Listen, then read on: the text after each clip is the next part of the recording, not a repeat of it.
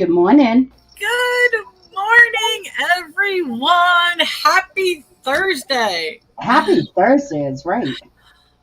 What a week. I I know. It's know. like, what a week. First I do have to I'm just going to say this. If anybody is in Florida or in the path of hurricanes, we are sending out prayers, good energy, our thoughts, and hopefully everybody is safe, sound, and okay, because I've been trying to follow the track of the storm, and I know a lot of our viewers are in Florida. So we are really hoping for you and that it passes quickly.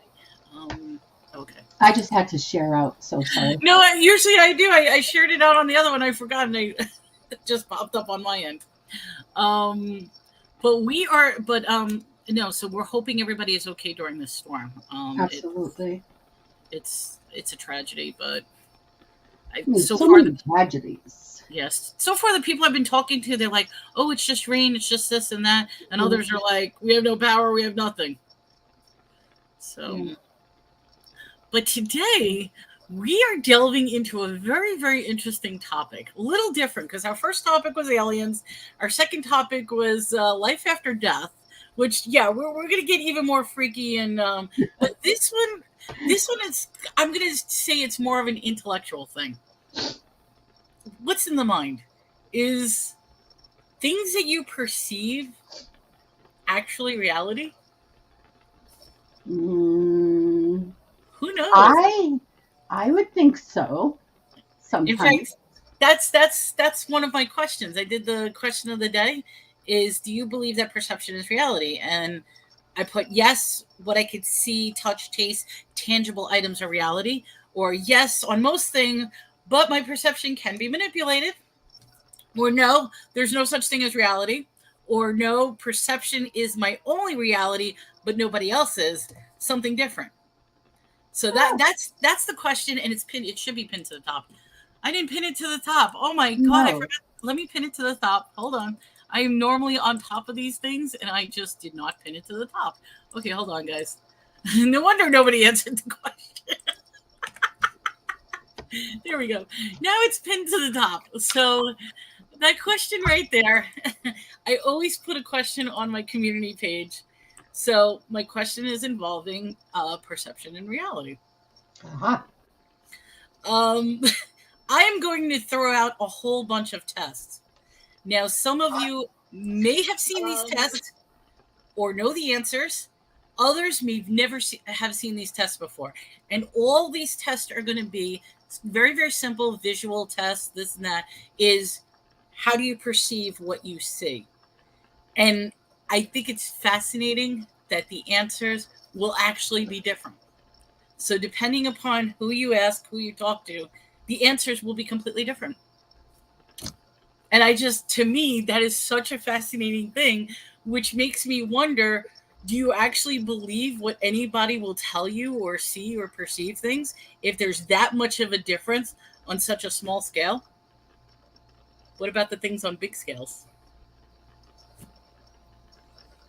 It's like Twilight Zone. Uh, Susanna's like, just like, uh, thoughts? thoughts. Thoughts? Ooh.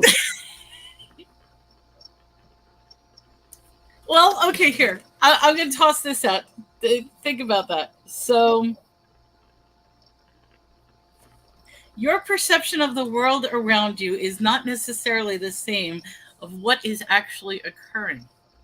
Your perception may not be reality at all. No. No. It's reality for me, but not reality for someone else. Each individual has their own perception of reality.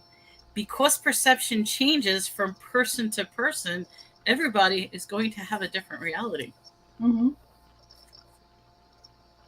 So that leads the question is because there is a philosophical belief, and this is ancient philosophy, that there is no such thing as reality. That reality is nothing more than a defined collective of our perceptions. So, like, I mean, okay, let me grab something here. reality. I'm holding something. This is something tangible. I could say this is a bottle. It's a drink. It's a yellow color, orange color, whatever.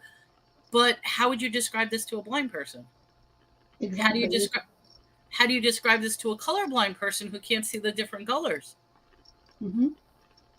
How do you describe the flavor of pineapple mango to somebody who's never tasted a pineapple mango before?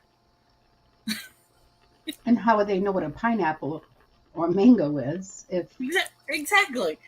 So perception versus reality, it's always that question of what's real, what's not real, is what you perceived. And that's why I said this can get really, really deep depending on how you look at this. mm-hmm. Plus, to tie it into everything from previous shows, perceiving ghosts, perceiving life after death, perceiving aliens. You know what I mean? It's our perception of the world around us may not necessarily be. And if you really want to get deep, what if, like I said, that everything you know about your past, about everything around us, what if I told you it's a complete and total lie? Mm-hmm. That nothing you were ever taught in school there's no truth to it whatsoever. Then what happens? I don't know. Suzanne, it's too early to go silent. It is. I'm waiting for more people to come in. You're waiting for more people to come in. Well, I'm waiting for more people to come in because I don't know. I'm. Is this reality or is this perception? Hey, there you go. Hello, Ted. You've been watching the Matrix. Oh yeah, Matrix keeps coming up. Hello, Ted. Here, let me highlight. I forget to highlight people's comments. Hi, Val. Matrix has been an ongoing discussion in the last couple of shows because there is that belief that we are nothing but a computer simulated AI and we're living in a matrix, that none of this is real. We're just a computer program that is tuned into thinking and acting out and so let me say this. If I'm just a figment of an imagination, right? Mm-hmm. Why do I feel like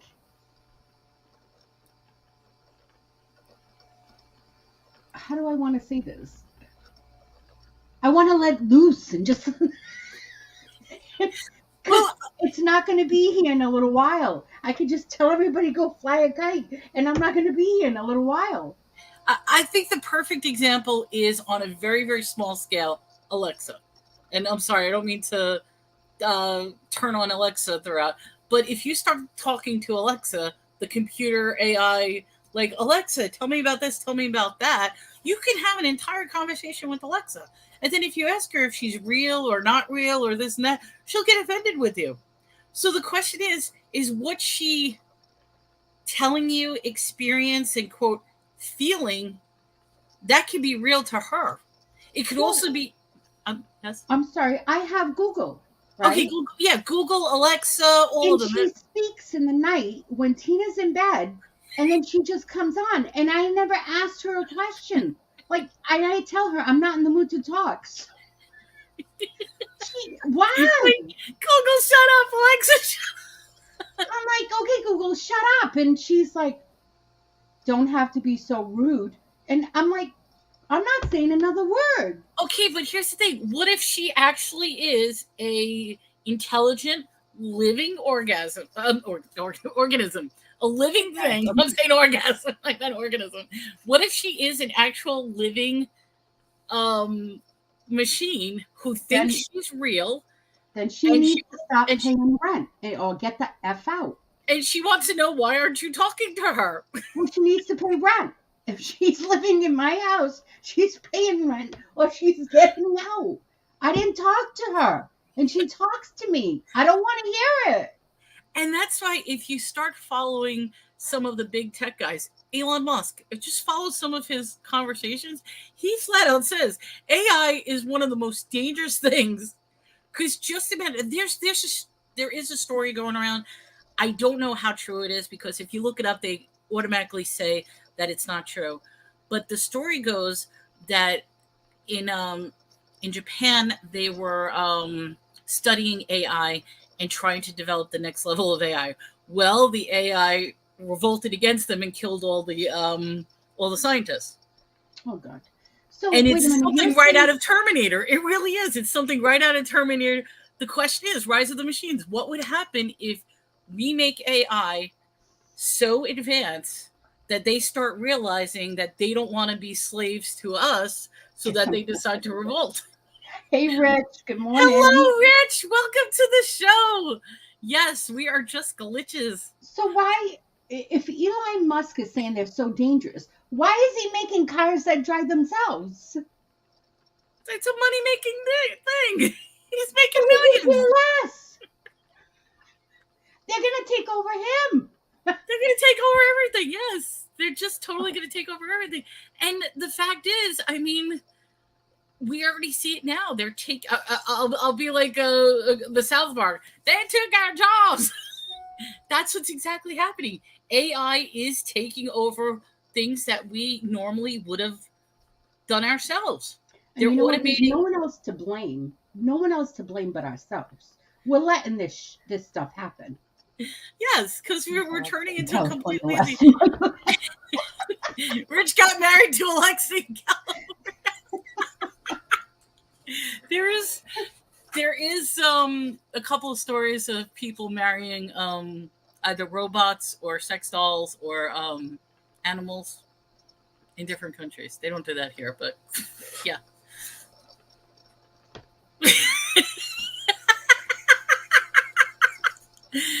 Wait a minute. Rich, that's not funny. Now I'm going to do this. Listen, Holy Spirit. God help us.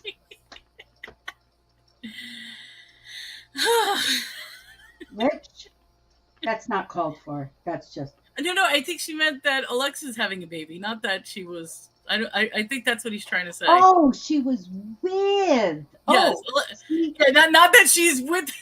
I'm dyslexic. I didn't see that with. I thought she was child.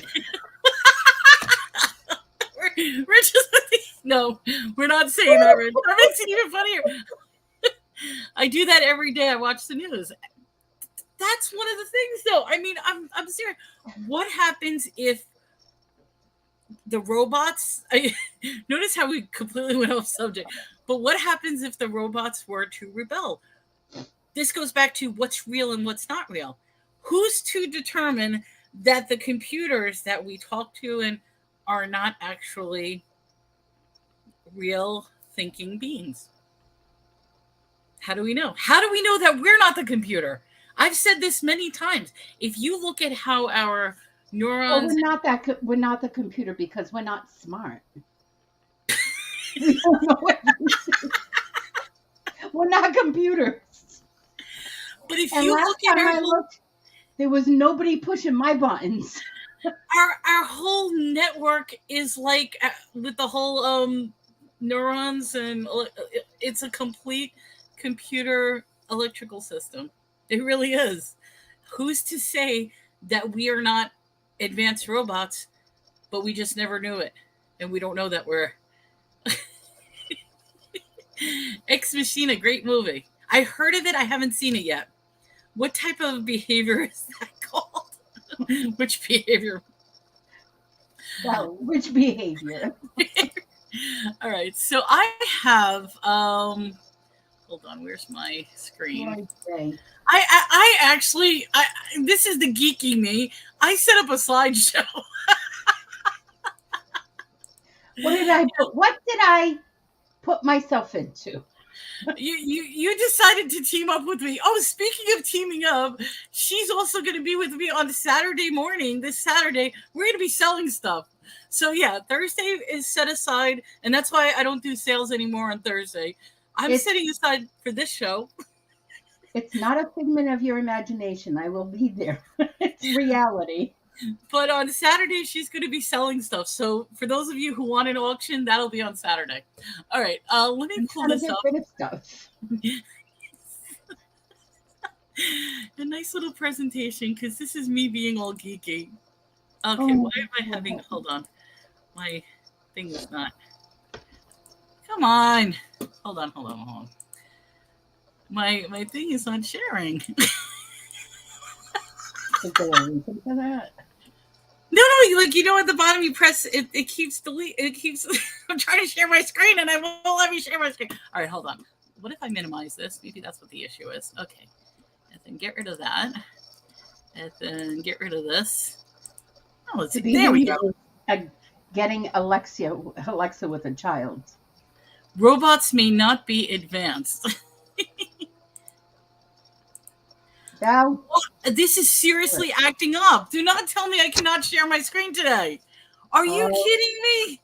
All right, Susana, do a little talk just for 1 second. I will be right back. Do a little talk, guys. I'm going to let you guys know that she's absolutely crazy. She's nuts. She's crazy. Whatever comes out of her mouth, this woman has wild imagination, wild dreams. I can't even escape. My screen is completely frozen right now. They're telling me that I can't do this. It will not let me even leave the stream. Are you? Oh, hi. No, I'm in the stream. I'm trying to actually leave the window. Oh my gosh, she's gonna leave me here by myself. It seriously won't let me leave. Is this reality? This is not real. Okay, wait a minute. You know what? I'm gonna do this. How about I opened up another window? Maybe that will work. Guys, you know, if I'm left over here by myself, I'm not going to be talking about no crazy shit. What I talk about is not crazy shit? Yeah, it is. I don't mean that it's crazy. Well, it is crazy.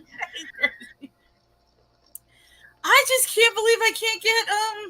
All right, hold on. Mute that. And then I do this. Okay. It's probably a good thing you won't see this video. I think so, Rich. I think it's telling us not. Oh, here I go. Hi. There we go. Okay. Do you know? I don't know if you see on the bottom. I cannot get rid of the second StreamYard at all. What second StreamYard? I don't see nothing. I've got there's two of me. See? Oh, double trouble. That's what I said. There's two of me.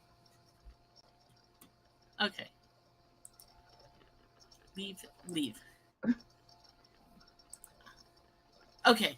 Am I here? Perfect. All right. Now I can share screen. For whatever reason, sorry guys, for whatever reason, my StreamYard completely froze. So I couldn't go in and out or anything, but it allowed me. That's what I said. There's two of me. Perception. And that wasn't planned. One is enough. We don't need two Melanies. One is enough. That was so not planned. That's what the problem is. Overload. Oh God! All right, wait. So now, where is my window? Where the hell's my window now? There it is. Okay. Come all right. to my window. I'm gonna get this right, guys. All right, here we go. We're gonna be like intelligent now. I'm gonna be like a intelligent point of view. I'm gonna put this up right. Yeah. Now, can we see this or no? I'm gonna have to make it bigger. Yeah. Let's make it a little bigger. Hold on. Okay, and let's do this. All right, so this way there's part of us, and then let me make it just a tad bit bigger. 82, we'll do it at 100%. Okay, I think that's the best I could do as far as big. You guys can see, right? Okay, so just to give a little point of view, we've got perception versus reality.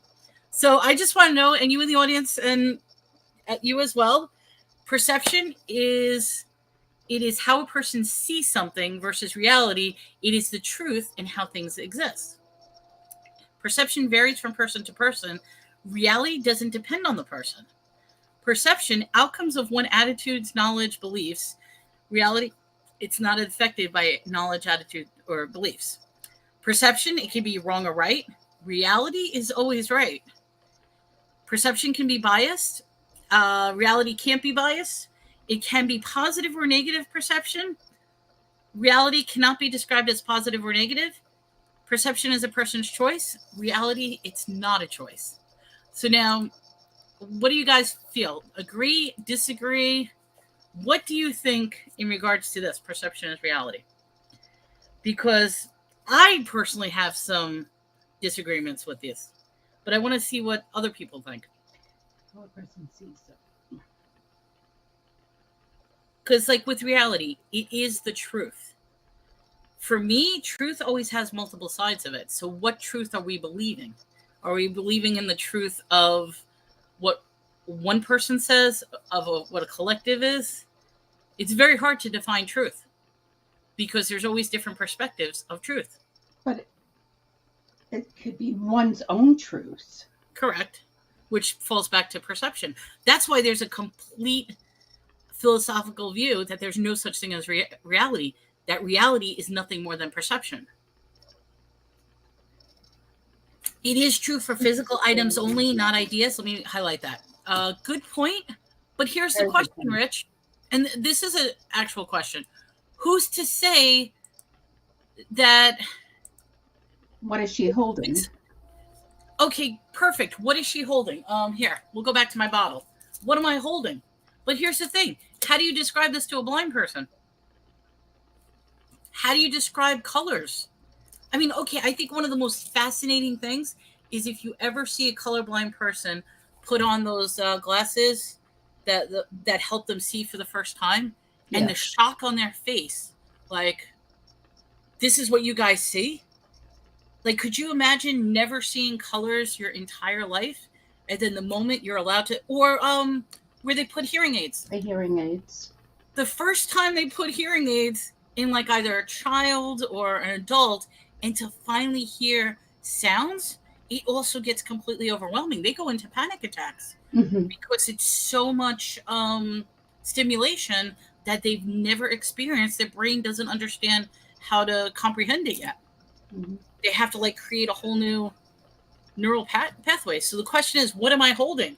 Rich, I don't know. What am I holding? Am I actually holding something?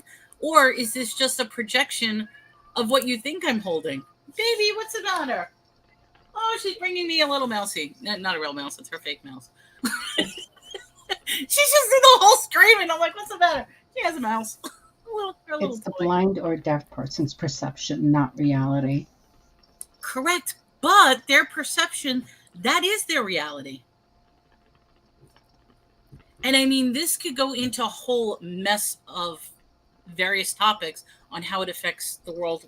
For example, I'm going to say this, and I'm trying to be easy with certain topics, but the perception of race.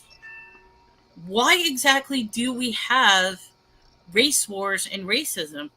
If you look at it, that everybody is just a different shade of colors, rather than looking at it as a different entity. Like, to me, I mean, okay, I call myself colorblind when it comes to race, because I personally do not care what color you are, what shade you are, what this or that, where you come from, this or that. I don't care. But you know something? That alone will be significantly viewed as racist because I'm not identifying with a person's reality of what their color is. Me personally, I don't care what your color is. That's just one thing. I'm not trying to get into a race discussion. Another example, and this one is a very hot topic right now and very sensitive, is the perception of gender. And that could be right there, the whole gender versus sex versus gender. That's a whole perception versus reality. Because what is the reality? Do you look at it from a biological perspective? Do you look at it from a mental perspective of how they view themselves? And whose reality is it? So that's a whole nother thing with perception versus reality. And that can get into a lot of arguments. That's why I'm treading very, very carefully on that. Susanna, I got you silent on this. I don't want to get you silent. You do something. Do you want me just to go to examples? I do want to show you. I'll go to another slide. We can switch this. Unless anybody has any topic on this. Because I would love to hear your thoughts. This is an open dialogue. If anybody has any thoughts, throw it in the chat and we could pop it up and talk about it. But let's go to... Okay, hold on. I don't need that screen. I have too many screens open. All right, let's go back to this. Okay, so I discussed this. There are many philosophers around the world who will tell you that there's no reality. There is only perception. You see, they describe reality as collections of everyone's perceptions. Again, whichever perception is held most by popular is deemed reality. We're not going to go by philosophy here. For us, reality is what the name suggests. Reality. Reality is truth. It's the actual state of things. It's opposite of things imaginary, opposite things that are non-existent. Reality is how things actually are before emotions or preconceived notions have a chance to corrupt them. The absolute nature of truth gets destroyed in the battle between perception versus reality. These concepts of perception versus gave birth to three types of truth. The truth, which is actually the truth that you think is true, and the truth that is considered to be true by another person. So that goes back to... Is that too deep? Apple 14, we need gummies for this. Take the gummies. That's what I'm like. Hey, Apple, Joyce. I looked over and I saw Apple PSA. We need gummies for this. Hello, Joyce. Hello, Apple. Welcome to the show. Hey, I did say Apple, this is going to be deep. I warned everybody.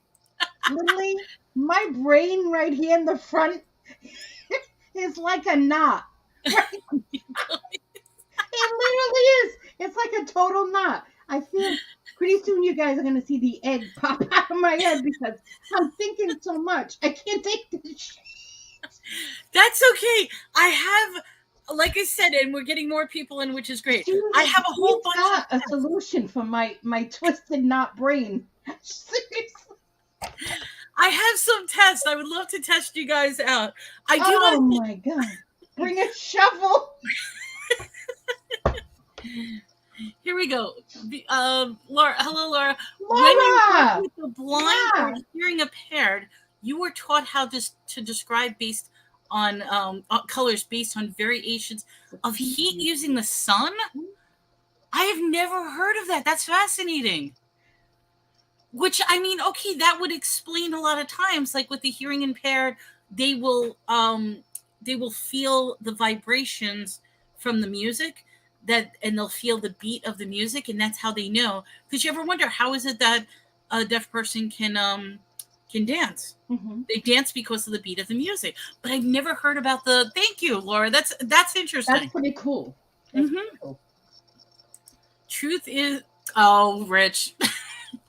I do want to talk to about something which is the next slide, and it actually ties into what Laura was saying.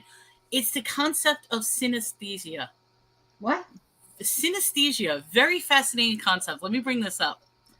Okay, so understanding the phenomena of synesthesia, it is not widely known. It's a rare phenomenon that occurs in about 1% of the population. It is not a disorder or a disability, but sometimes it's called an extra ability. A person with synesthesia basically has two different perceptions of the same stimulus. In other words, they will hear colors, they will see sounds, or they will taste a physical touch. Now, what's interesting about something like this, what are you laughing at? Because I'm on the same page as Rich. Wait, what about last slide? I'm slow. Wait, do you want me to go back? No, please, no. The reason I want to talk about this is because here's the thing. I think there are more people with synesthesia, but they don't realize it. Okay? So basically, I still don't know what it is. Okay. So in other words, I say to you 1. 2.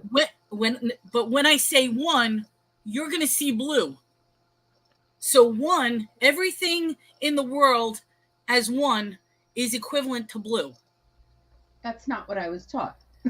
But that's what I'm saying. Synesthesia is taking two different senses for the same thing. So in other words, instead of seeing colors, you're going to hear colors. So the color red is going to sound like, I don't know, a high pitch. The color blue will sound like a low pitch.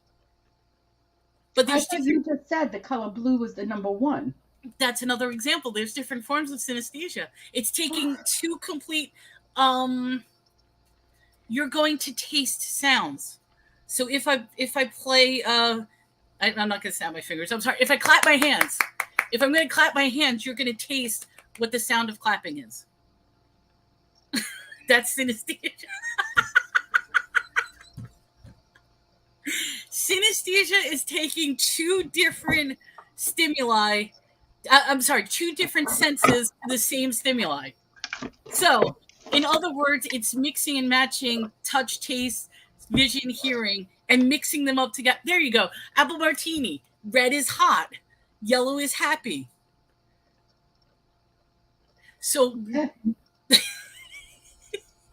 my personal view is that synesthesia is a lot more common than people know it. They say it's only 1%, but here's the thing. Okay, people who can see auras.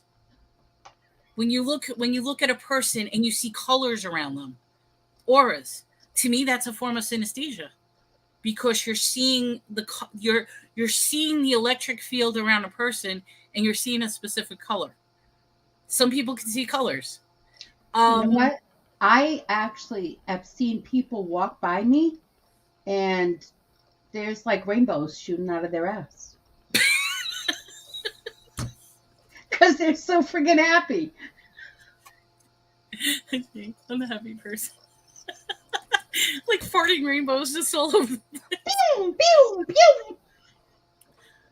But this is an actual thing. Now, what's amazing about synesthesia, and that's why I'm talking about this, because I find this to be a fascinating phenomenon. And I think a lot of this is where we get the mediums, the psychics, the geniuses, musical. There are certain artists and musical geniuses that have synesthesia. That's how they're able to blend the music so well, because when they create music, they'll see the rainbow of colors, and they'll determine how their song is based on the color spectrum that they see from the sound.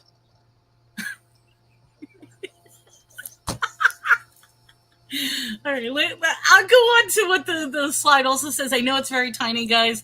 I'm going to try to read it to you. All right, so the science behind synesthesia. The perception of our different senses is created and stored in separate parts of the brain. At birth, there are neural connections between these centers that don't separate, and many of these pathways will connect and overlap. In normal development, by 4 months, the overlapping connections are pruned out. The vision center is completely separate from the hearing. However, some failure in this process is believed to be the cause of synesthesia. In synesthesia, connections remain between two or more centers, especially those located close to each other, such as taste and hearing. So can you imagine you hear something, but you taste it at the same time? So like, which, here's the thing. Okay, people, close your eyes.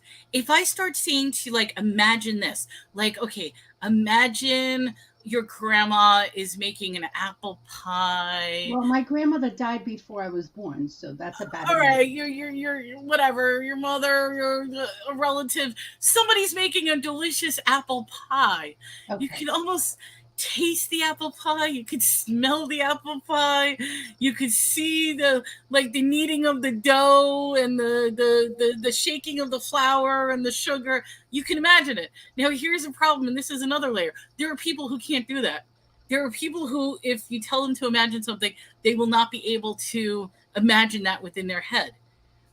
For other people, they'll be able to literally smell it, taste it, feel it.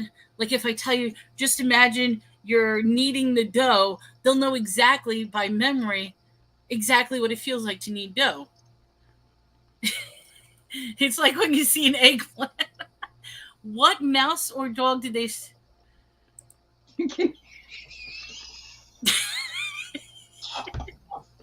Rich, you know what? I will answer this, okay? This show is about... We do this show because we like to share some of the stuff in our heads. You don't have to agree with it. You don't have to... But you know something? It gives a little broader Wait, I like what Val said. That can happen with a fart. You can hear it, and you can. It's true.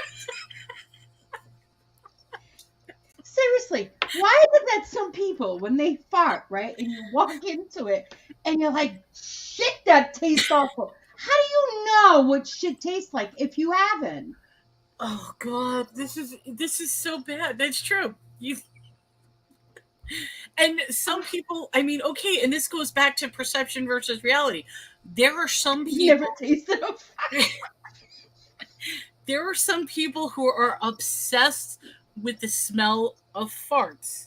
For What? them, it's a yes. That's why do you think on eBay you could buy a jar of farts for like $50? People will fart in a jar, seal it up, send it out to you, and you can open it up and release the gas and smell their farts. Don't get sick. Don't get sick. Take a drink. Don't. You're not allowed to get sick. Yeah. Susana, no, don't be gagging. We're not supposed to be gagging. Change the subject. I'm not. I won't talk about that. Okay, wait. We'll go back to the real issue. Is that reality of any physical item is that it's only perception of collections of an atom and void. Exactly. Oh my. Oh. God. You're okay? Can I read the next one, or you cover your... If you change a colostomy bag and hold your breath, you'll know what shit tastes like. Okay. I'm going to tell you that every conversation turns to shit. Literally. Literally. Come here, baby. She's going on the back of my chair. There's too much stuff for you. So yes, I personally believe that synesthesia is something that happens more on a broader scale. But because nobody ever talks about it, but these are great examples. The fact that you can smell, taste. Take a drink. I really believe that it's... So now, wait a minute. Let's go to the next slide. How about this? Okay, so here, these are the examples. There are 61 different types of synesthesia. Oh. And these are just some common ones. Graphemes are letters to numbers equal a color. So that's where I was saying, like 1 equals blue, 2 equals yellow, whatever. Days of the weeks or the month equals a color. Saturday is gray. I don't know. Sunday is yellow. Sounds equal color. Smells equal color. Words equal taste. Visions equal sound. I believe the word equal taste. That is where we get that's where we get your thoughts in. I feel you are laughing and make fun of people who have disabilities involving sight, hearing, and neural. I don't agree with this at all. We're not making fun of people. We are pointing out that there are differences in changing to perceptions. So, like, for example, people who have sight, hearing, their reality and perception is going to be totally different from somebody who doesn't, and vice versa. I'm sorry that you don't agree with this. Any of these shows, we agree. You don't have to agree with it. All we're saying is keep an open mind that there always are different perspectives and opinions on different things. So, like, for example, what I was saying with this is I really believe that synesthesia is more common because particularly with words and taste. Because a lot of times you can trigger a memory and you'll know exactly what it tastes like. So, like when I said apple pie, how many people could literally smell, taste, and imagine an apple pie when meantime there's no apple pie in front of you at all? This is why aliens take our socks from the laundry. No, they get hidden inside the laundry. There's more things. Yeah, there's more things than we see. Which I actually have a slide for that later on. If you've never had an apple pie, exactly. Yeah. That's what I was mentioning before. If somebody has never tasted mango pineapple, how do you describe mango pineapple to them? You can't. And I mean, I've even had funny things. This is a funny story. Before I came to Texas, I have never in my life either heard of a tamale or ate a tamale. So somebody brought me a tamale. So I'm looking at it. I'm like, okay, I'm gonna eat a tamale. Why not? What do? I take it, take a bite, and I'm like, this is disgusting. I didn't know that you had to peel the corn husk. I never. Now, I've seen tamales. I've never had one, but I actually thought you eat the whole thing. Well, if somebody presents it to you and says, "Here's a tamale," no, you peel the corn husk off. Now, for me, I've never been exposed to tamales before. Never had them. But that does not change the reality. But it does change the reality of an apple pie, Rich, because if you've never experienced an apple pie, you have no idea what an apple pie is. And if you don't know to call that thing an apple pie, that could be a different, very different reality from what it actually is. Mm-hmm. And that's why there is this underlying belief that reality doesn't exist, that it's nothing more than perception. I have actually a little exercise to do. Okay. So I'm going to say a sentence, and then I want people to put in the chat what they think the answer is. Okay. So everyone, my next door neighbor has a dog, took the dog to the beach, and was playing fetch with a frisbee. Okay. What kind of dog did he have? What kind of dog do you think my neighbor had? I didn't tell you, but what kind of dog do you think he has? Actually, this is a great one. I'm going to put that in. Here it is. I can't spell. So my next door neighbor has a dog, took it to the beach to play fetch with a frisbee. What kind of dog does the neighbor have? Now, why would the color of Rich says what color is the frisbee? Why would the color of the frisbee make a difference on the type of dog? Right. And that's a genuine question, Rich.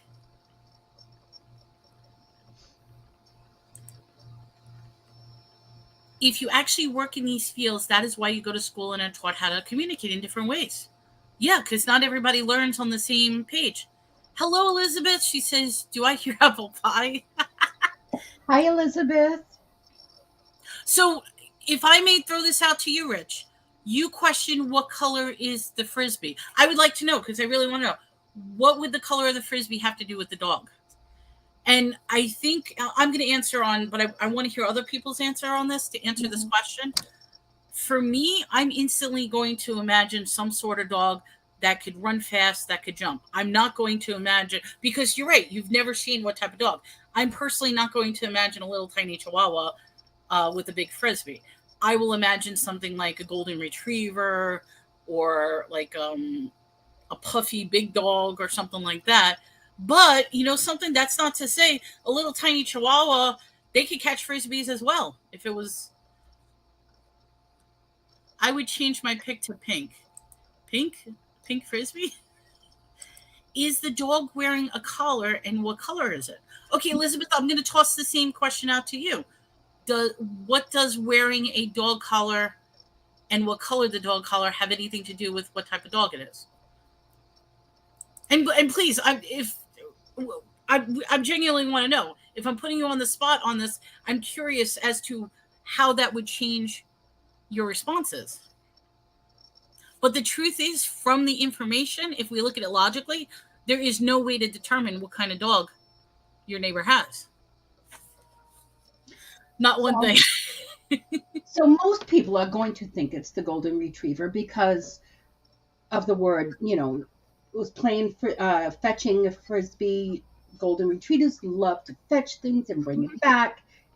Those type of dogs, right? He actually has a Shih Tzu. But mostly all dogs love to fetch things, no matter how tiny or big. But the majority of people would think exactly what you thought is a golden retriever, something that retrieves something. I'm not saying just a golden retriever, but that type of dog. Automatically, you would never think of, like you said, a Chihuahua or the little Shih Tzu. And Apple, just to backtrack, the question is, this is the question. My neighbor has a dog to the beach, fetch a Frisbee. What type of dog? Nowhere does it say in that question, what type of dog is it? But yet we're all going to imagine a specific type of dog based on our perception. But the true answer is, there is no way, like Rich says, does not compute. There is not enough information to know what type of dog the neighbor has. So that's a good one. I like that one, Susanna.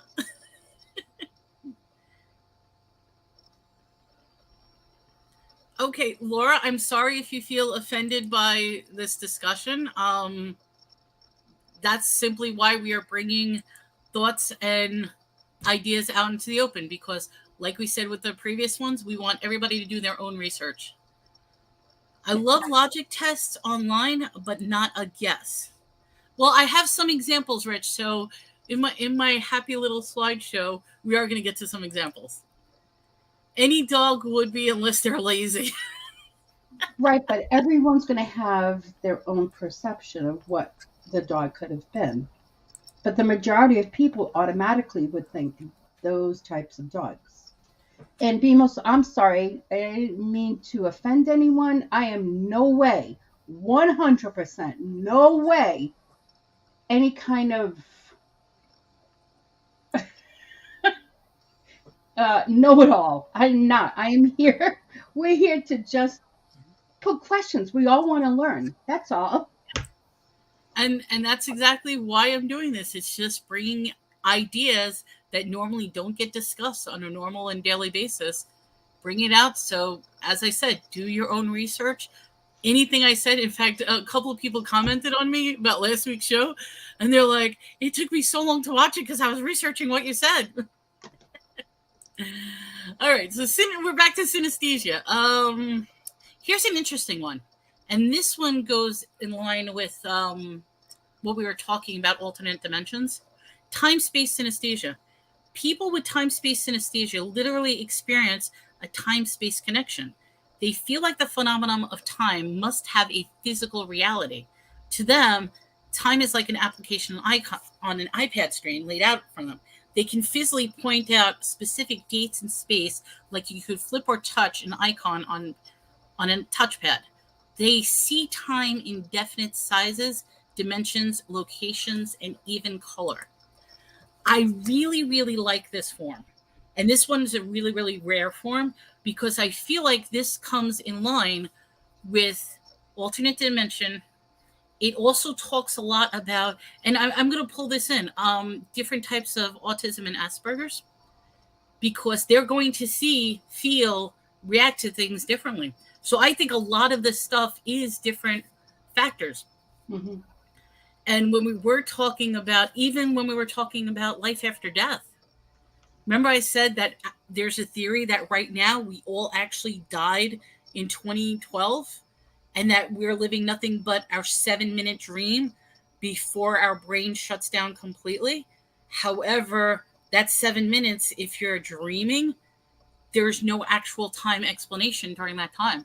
So if you are caught in a dream, because like, for example, when you dream at night, you'll dream in like 30-second intervals.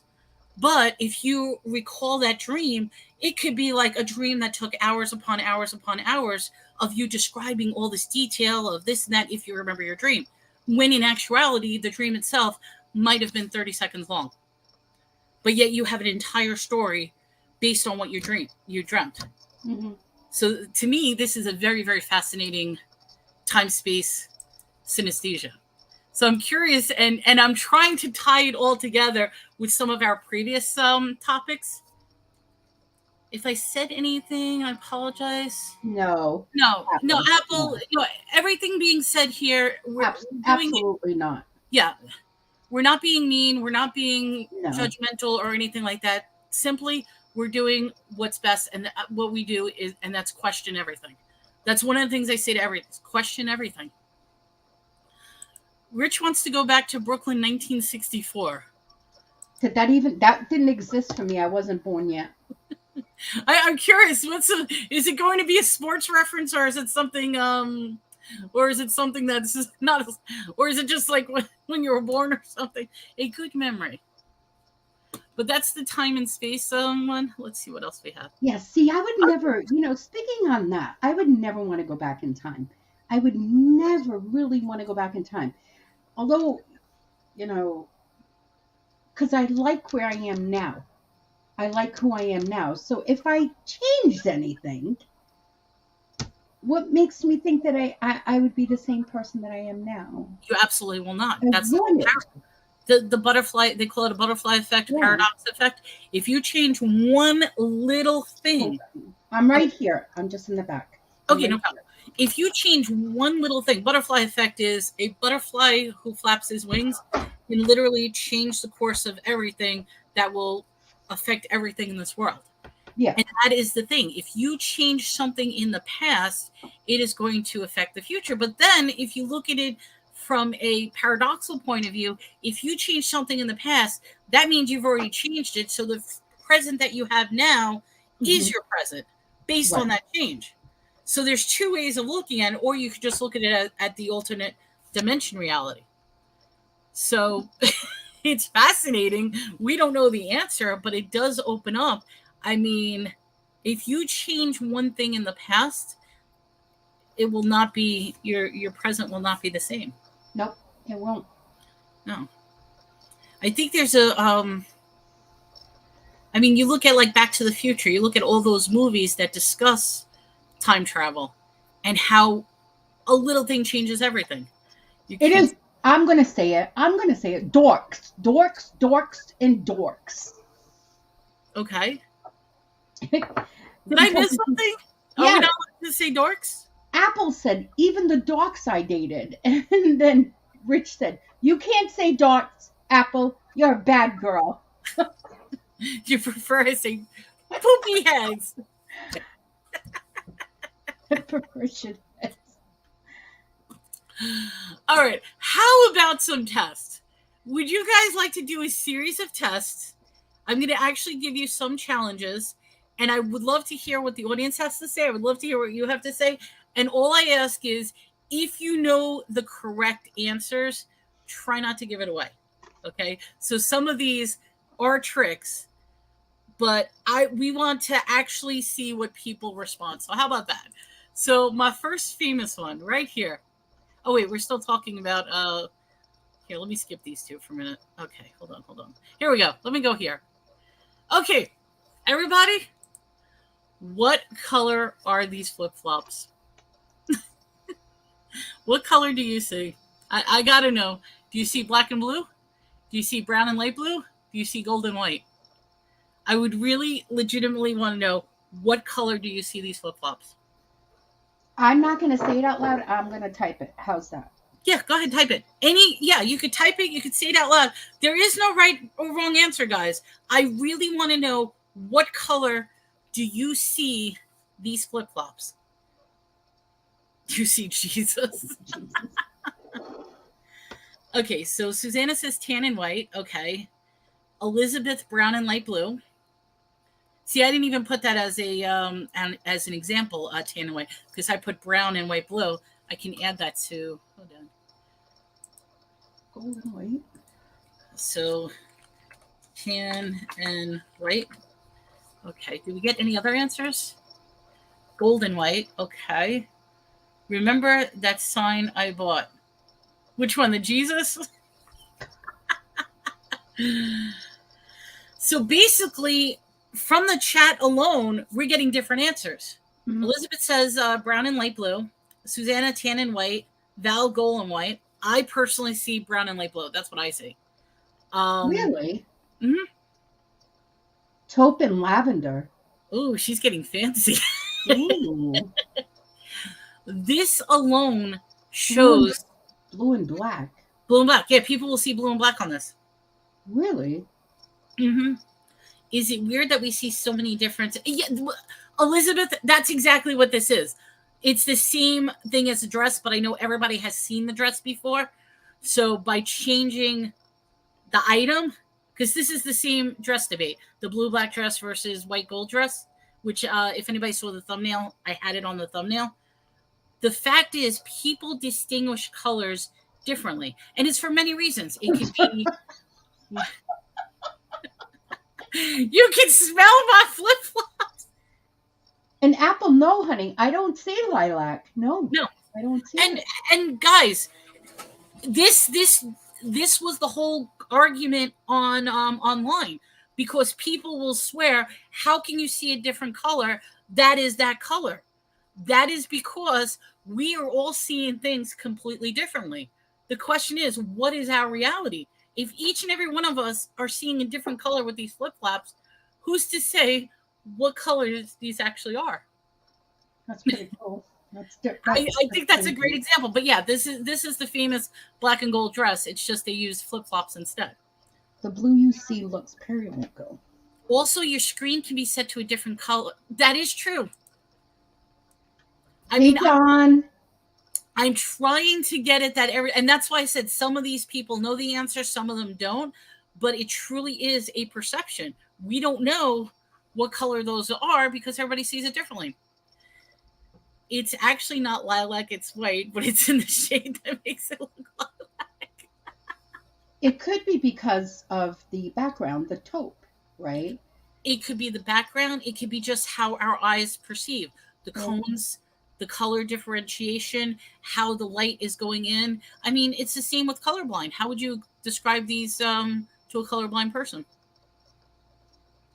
That's the perception of light. It changes things. Exactly. Okay, how about another one? I love these tests.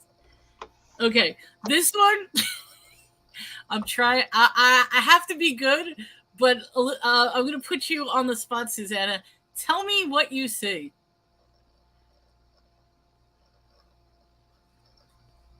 I see somebody bent over with their ass up in the air.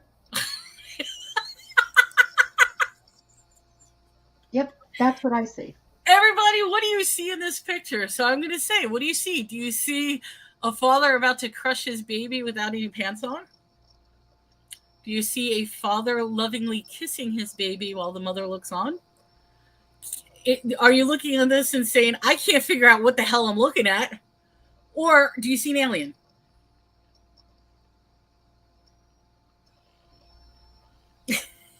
Oh my God! I do see the father now. Now you see the father? I see the father. Yes. So he needs his back shaved. Oh, but I did see, my first impression was somebody bent over. That's exactly that is exactly what people see. It's not on here. Apple sees a pile of laundry. Yes, there's a pile of laundry in the back. Okay, so like I said, there's nothing right or wrong, but this is the perception versus reality. So now just to point this out, this right here is the guy's ear. This is I thought it was his anus. This is his shoulder. This is his bald head. There's his nose, his eyes. He's kissing the baby. So but I thought it was a baby laying by a big pumpkin. You know what? I could see her. I could see her. Exactly. That. And I mean, like I said, remember these are strictly tests. It's a hearing dog. These are strictly tests. You guys are going to see things differently. I mean, I'll bring out other examples, and if that was, I'd call CPS. Exactly.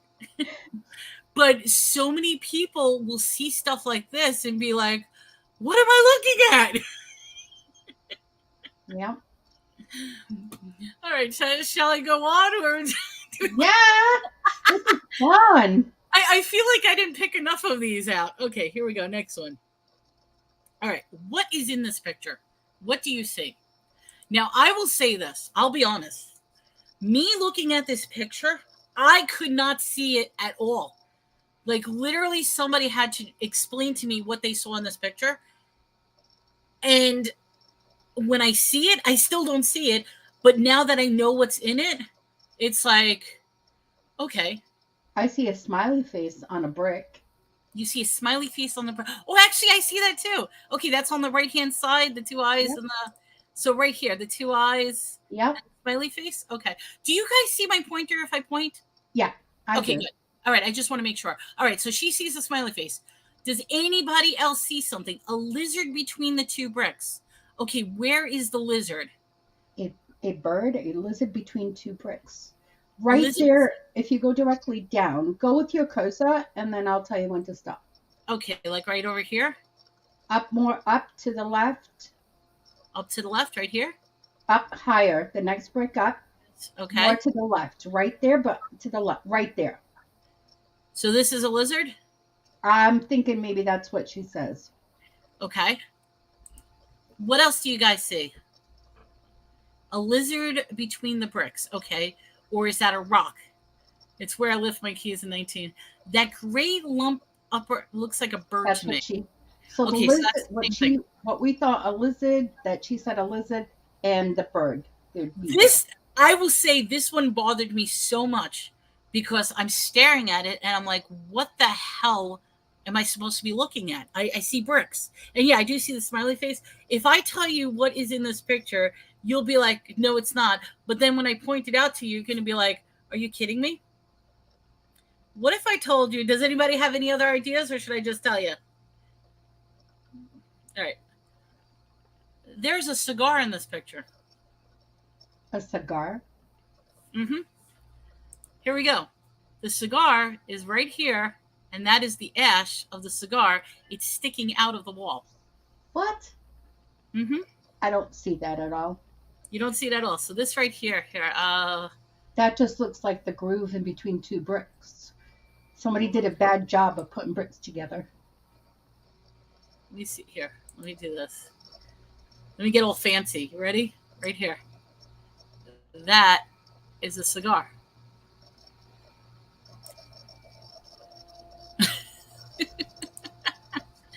Can you guys see the cigar?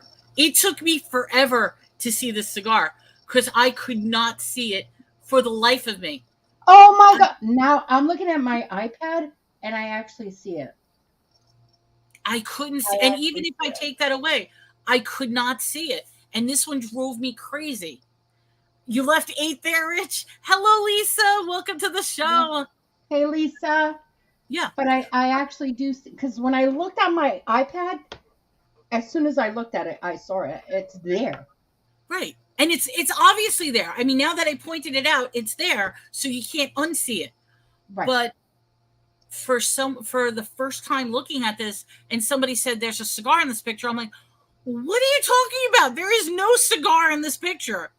And that is a big cigar. It's not like it's a little tiny cigar. That is flat out in the open with the ash and everything. That is a cigar. Oh, I hope you have more of these. I like these. You like these? Okay, I can actually pull more of them. Some of them I'm actually going to do. I'm going to stitch some videos. But yeah, I've got more. You like these guys? I do. I should have did a lot more of these. I didn't do that many because I figured we would be talking. Okay, next one. This one. Okay, here we go. I love this one. How many black dots are in this picture? So, 2D versus 3. Exactly. Yeah. That's me on the other side of the wall smoking it. So I'm going to give you time to this. How many black dots are in this picture?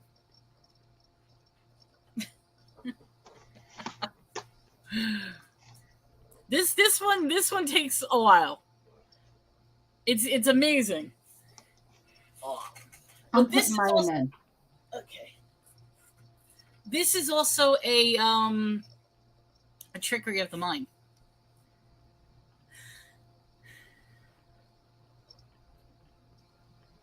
Oh, everybody's getting it right on the bat. But now here's the question, and I'm throwing this because you're all getting it. Yeah, there's where am I? Where's my That's not what I wanted to do. Hold on. Okay, there we go. There are 12. It's funny because when you're looking at one row, you can't see the other ones disappear. Correct. That's the trick of this. The dots are not moving. That's the amazing thing about this. The dots are not moving. The dots are actually there the entire time.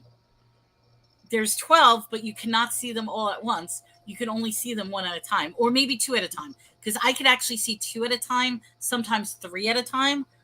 But I cannot see all 12 all at once. Our brains just are not wired to view all of them at the same time. So when you start gazing your eyes across, it'll look like the dots are appearing and disappearing at the same time. But for anybody who wants to know, this is a still image. This is not a moving image. The dots are not appearing and disappearing. If you take the photo as is, the dots are actually there. You had to take your glasses off to see them. Oh, wow. Which that's another interesting thing. Susana wears glasses. I know other people wear glasses too. They just look like lines to me if I take my glasses off. It's interesting how even the perception of what you see through your glasses is completely different than what other people will see as well. Mm-hmm.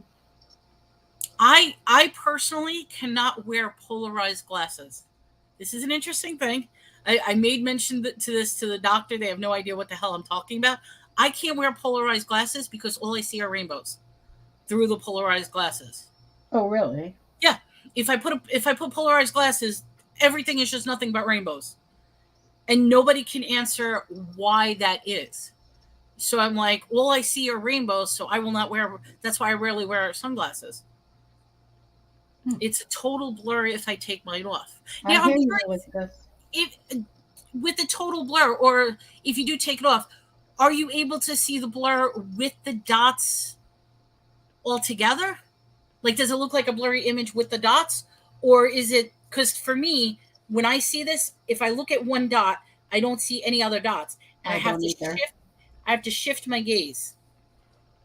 The alien overloads had placed special filters. That is an interesting theory, because if anybody watches brilliant film, They Live, it's with Rowdy Piper, the wrestler. Yes. Excellent sci-fi movie. It is so true to what's happening today. And this movie was in the early, whoops. Sorry, guys. Let me mute my phone. Sorry about that. If anybody wants to see a really good movie, They Live. I'll type it in. And it's with Rowdy Piper. I'm probably spelling his name wrong, but Rowdy Piper. Rowdy Piper, yes. So I see all the dots at once with my glasses off. See, that's very interesting. That's what I thought would happen. Wow. Is that because with your glasses off, your mind is not playing the trick with the optical illusion. So that's an interesting thing. But yeah, let me highlight this. Rowdy Piper. Oh, you're going to take it off and see if you see the difference with Now, my far-sighted glasses, this is weird. I can see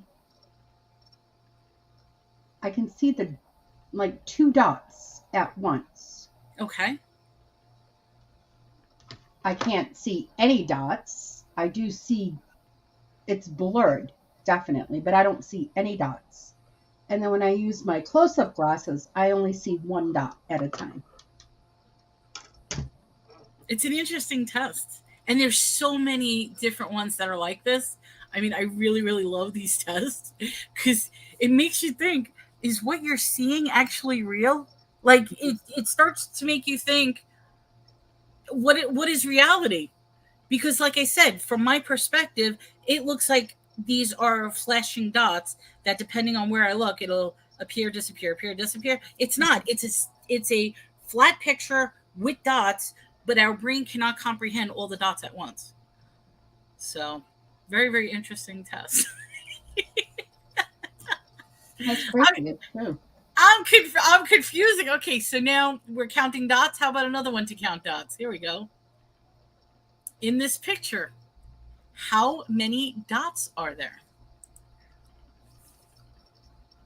Now, this is messed up, this one. This one's messed up. How many dots are in this picture? Susana is like Fred Sanford. Wait, hold on. A big old tray of glasses someplace. Yeah, I think at one point she put like 4 pairs of glasses on the last time. I'm telling you, I have a whole supply of glasses, And these are not all readers. These are not readers. These are glasses, prescription. Hello, Ladybug Reseller. Welcome. Two Hip Chick says 0. Ladybug says 9. See, I have to say, when I think I see a dot and I go back to look in that space, there's no dot. When I first saw this, I was counting 17 dots. How? Like, okay. Don't ask me why. I was counting 17 dots, and that doesn't even make sense. 16 makes sense. I counted 17, but 16 absolutely makes sense. If you look at this, hello, Land Shark Picker, welcome to the show. So if you look at this, it's not this is a different question, Rich. The question is, how many dots? Oh, you missed a row. You see 12. Okay. The correct answer is two hip checks. There are 0 in here. This is a mind trick that it's appearing that there is like a gray dot between the boxes. Yeah. So what's happening is our mind is tricking us that between these 4 corners, there's a gray circle.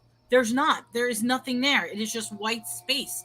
But because of how this trick is playing with us, those are not dots. So I'll just get my candy.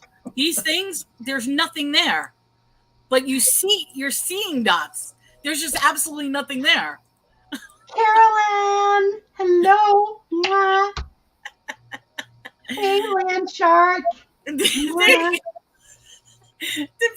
how many gummies you have. Right? Yes, Land Shark, optical illusions. That's pretty much what we're discussing. We're discussing perception versus reality. And optical illusions is one of those things that will really mess up your mind on what is real and what is not. Rich, there's nothing wrong with you. Because I thought I saw one, and then when I go back, it's not there. So that's playing with my mind.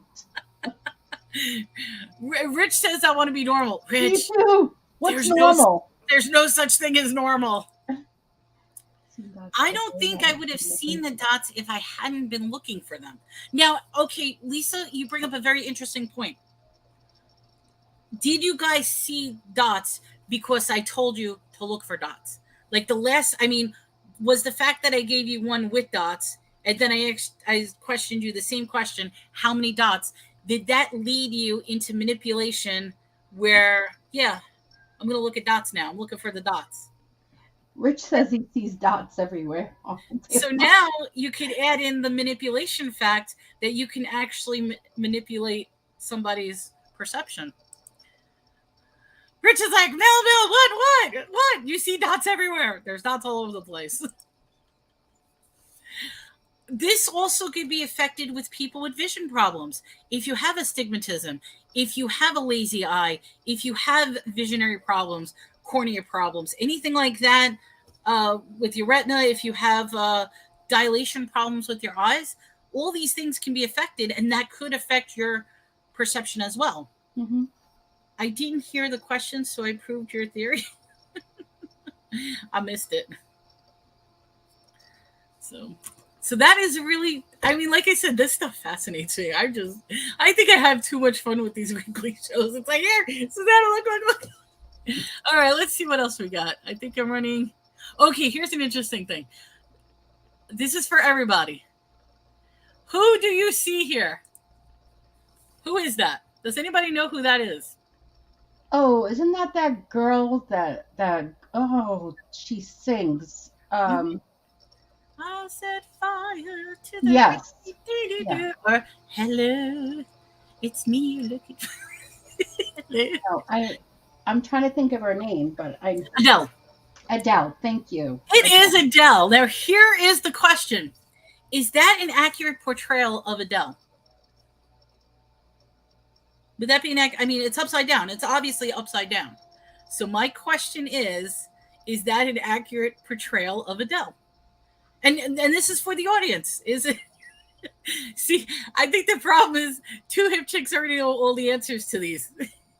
I'm trying to look upside down. I'm going to turn it around for you guys. You don't have to go upside down. I'm asking, is this an accurate All right, so here's where the funny thing is. You ready? Oh wait, let me get the. Okay, we're gonna click this. Guess what we're gonna do? We're gonna turn her upside down. You ready, guys? Actual picture. I'm just turning her upside down.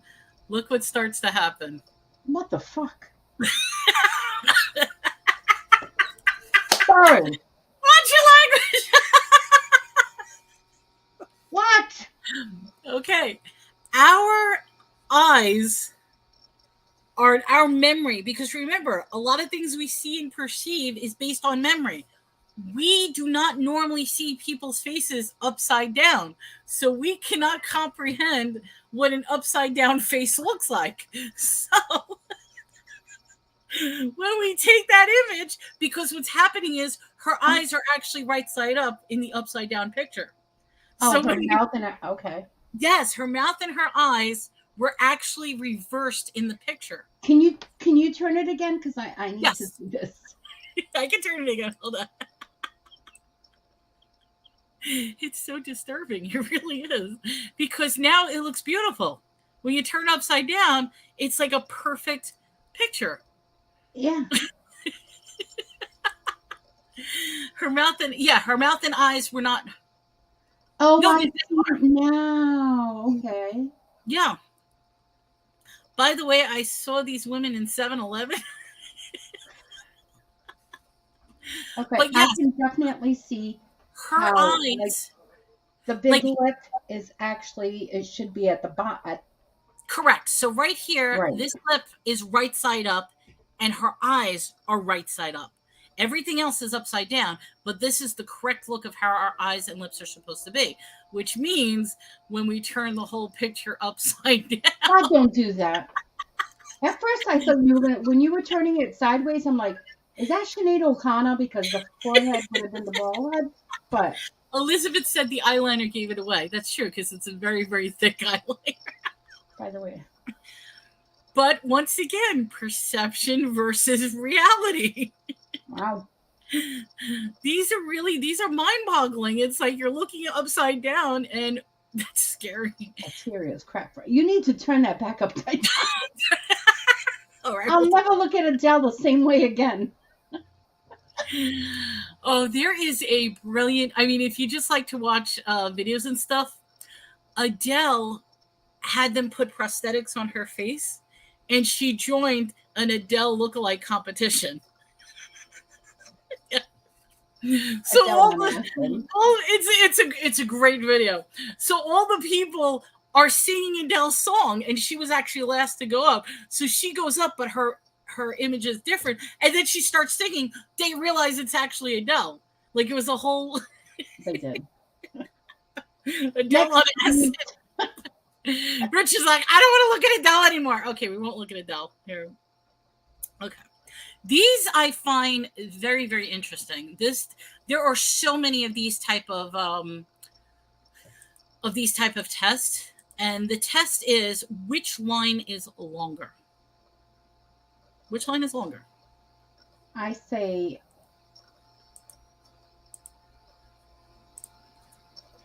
it's in the middle on the sides. There's like 1, 2, 3. The fourth one from the bottom. It looks like a white line. Well, I'm talking about the yellow lines, the horizontal yellow line. Oh, the one in the back. The one towards. So you're saying the one in the back. Yeah, I'm sorry. I didn't mean the lines this way. The yellow line, which line is longer? Now, the furthest. Okay, so this is all about the horizontal plane on looking at distance. These two lines, does anybody have? Yeah, these two lines are exactly the same size. So Rich knew it, Two of Chicks, Elizabeth. Yes, they are exactly the same lines. However, that is pretty crazy because when I do paintings, my perception, your perception of a painting is always the further away. Hold on, the further away, the smaller you paint it.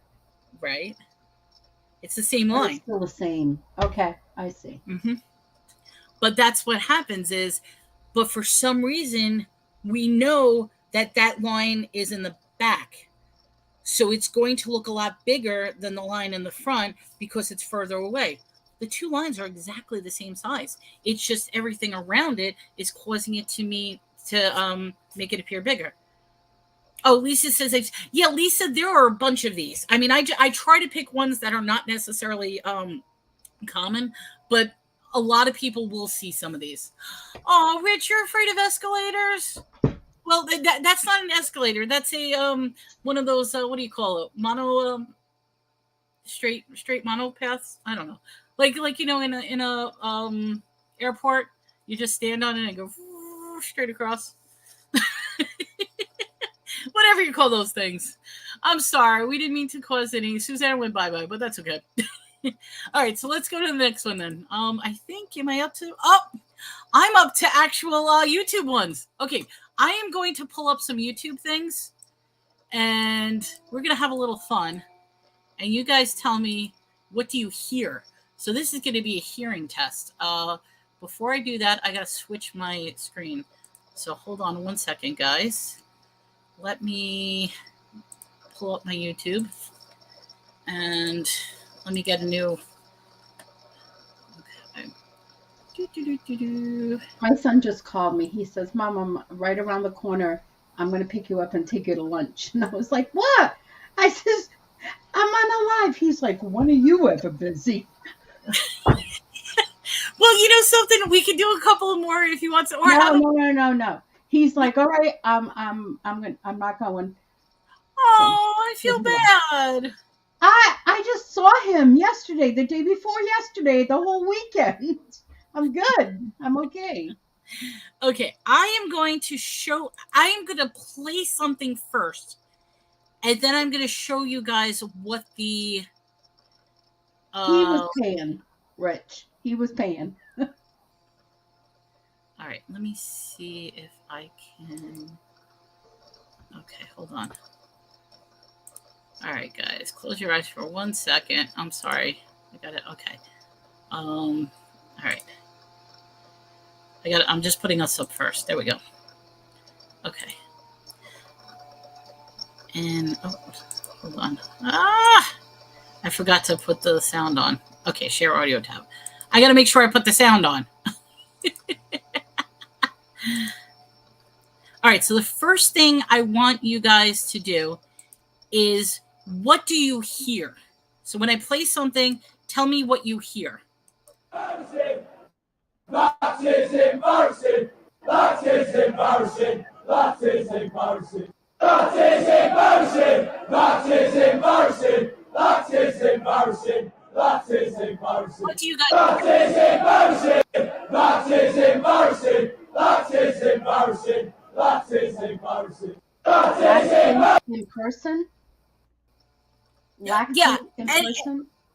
Anybody put in what you hear. Oh. So what I was just playing, what do you think you hear? Now, this is before I key in the visual. I want to know, if you close your eyes and just hear that, Rich is like gobbledygook, what do you hear? I'll be honest, without looking at the prompts, I can't hear what they're saying. Like, to me, it's just mumbles.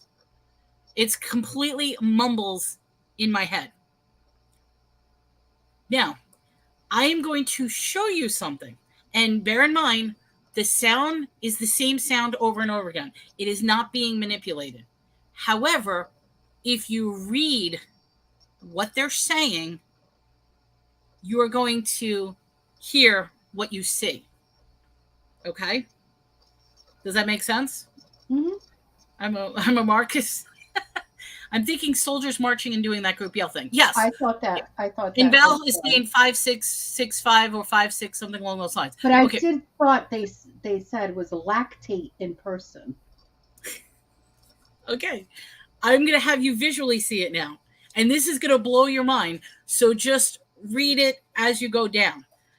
Oh, Rich says, okay, Rich, I know some people can't read this, but I'm going to try to point out for the people who can read this, just take a look at it because it's really, really interesting. And then I will verbally say what is written, and you tell me if you hear it.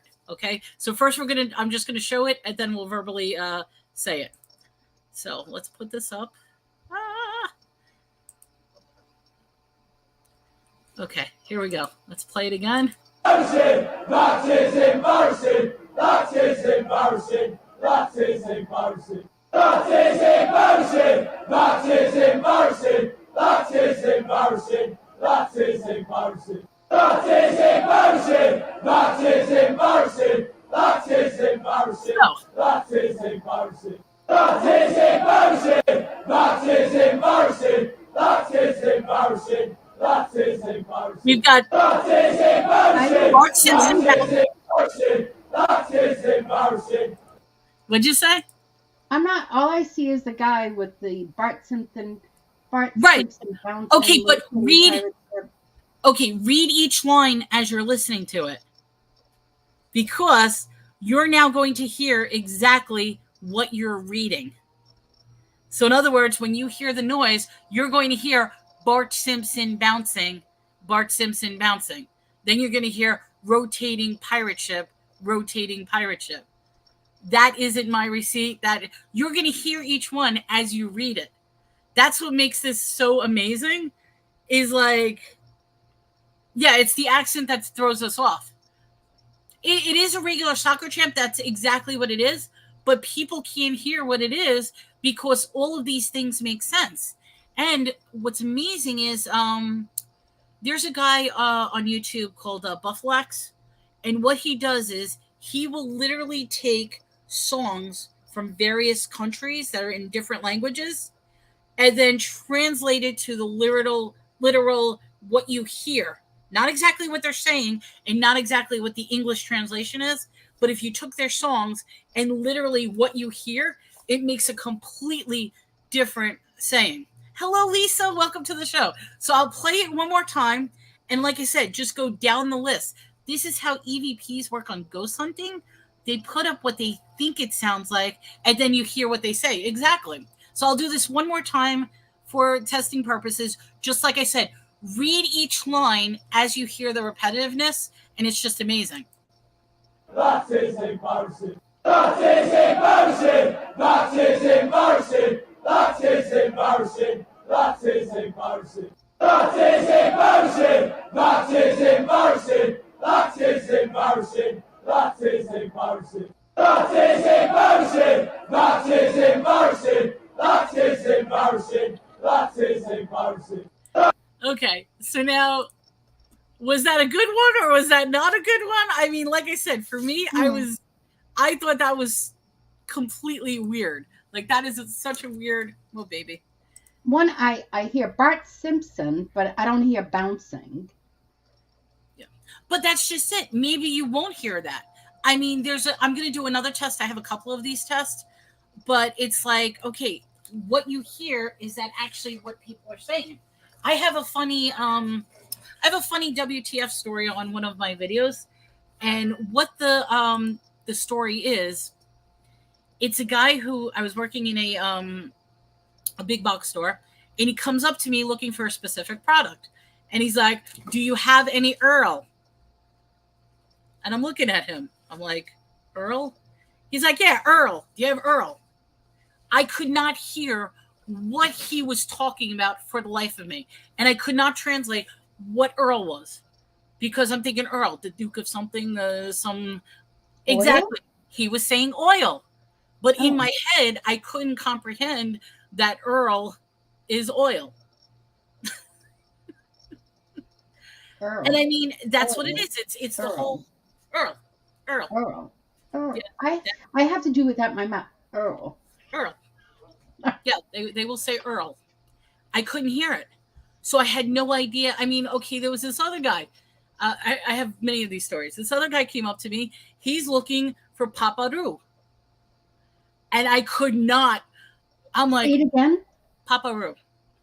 Paparoo. What is Paparoo? He says, I need Paparoo.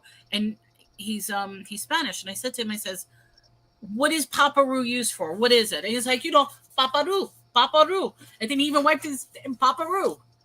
I'm like, so I actually had to call my assistant. I'm like, I have no idea what this guy wants. I don't know what Paparoo is. And you know what it was? It was Vicks Vapor Rub. Because they say it, they call it, because there's no V, it's Paparu. Yeah. That's how they, and that was a lost in translation thing. I had no idea what he was talking about. Lost in translation? No, that's a different language. Well, yes, it is, but that's how they say vapor rub, because they don't have the V, and for some reason the B is silent, so it comes out Paparu, because V is Vaparu. Vaparu. yeah. So I don't know. all right, how about another one? Did you guys like that one, or like, nope, I don't like that one? I didn't like that one. You didn't like that one, or I I have didn't another like that one. Because I couldn't get it, so I didn't like it. It's like, I can't get it, I don't like it. All right, let's see what we got here. Play.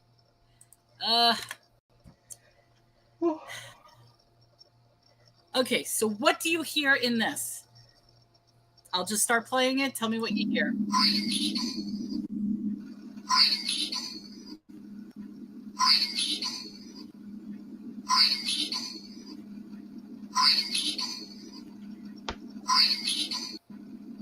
I hear green needle. See, I cannot hear green needle at all. I only hear brainstorm. And I'm actually looking at each and every one of them. I can't hear. I will hear green storm, but I can't hear green needle.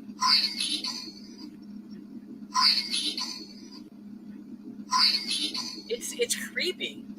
Brain needle or green needle? And see, I hear brainstorm or green storm. I can't hear green or green needle. I can't hear any other one. So, guys, what do you hear in the? Yeah. Elizabeth hears brain needle. Richard, you hear green. I cannot hear. I can't hear the green at all, or the needle. I mean, isn't that freaky? Yeah, I hear the needle one, the green or the brain needle. Mm-hmm. I cannot hear needle at all. All I hear is brainstorm. I hear brainstorm. I hear green storm. I can't hear needle. So, and see, everybody else is hearing the needle part. That's weird. Mm-hmm. For me, I'm like, because I tried to hear the brainstorm or the green storm, and there was no storm at the end of that for me. Yeah, Rich says, close your eyes. What do you hear? Even with me closing my eyes, and even with me focusing, okay, I want to hear needle. I cannot hear needle at all. Like, okay, there is no needle. Can you do it while I close my eyes? Yeah, close your eyes.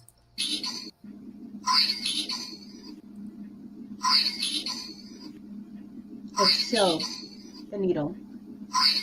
And to me, it's always going to be brainstorm or green storm. I cannot hear needle. Good morning, Jocelyn. How are you, honey? Welcome to the show.